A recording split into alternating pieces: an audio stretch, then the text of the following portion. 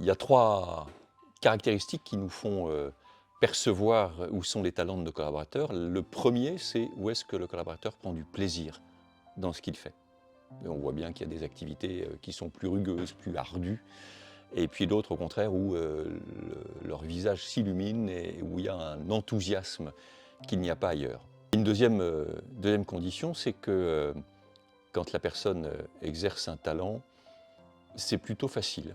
Elle a moins de problèmes que sur d'autres sujets. Elle arrive par elle-même, elle a plus d'autonomie, elle arrive par elle-même à régler les questions, et donc voilà, il y a une certaine facilité. Et puis il y a un troisième indicateur, c'est le fait que quand la personne est dans ses talents, elle est dans une certaine réussite.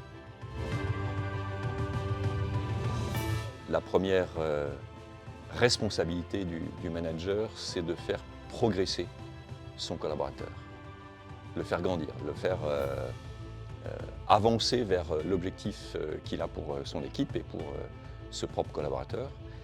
Et on voit bien que si le manager découvre les talents de son collaborateur, il a là un levier de croissance, un levier de développement, un levier de progrès naturel qu'il peut et qu'il doit utiliser. Donc la ligne que peut se fixer tout manager, c'est de confier une responsabilité en cohérence avec les talents de son collaborateur. C'est là que le collaborateur donnera le meilleur de lui-même.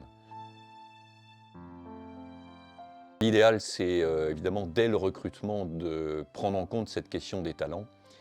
On a de nombreux exemples de recrutements qui ont été faits avec tout à fait les compétences nécessaires et malheureusement les talents qui n'étaient pas présents. Et l'exercice de la responsabilité devient compliqué par la suite. Donc oui, un conseil, c'est dès le recrutement d'identifier ses talents et d'avoir un échange très au clair et très franc avec le collaborateur sur cette question-là pour voir quelles sont les conditions pour que le collaborateur déploie et exprime l'ensemble de ses talents.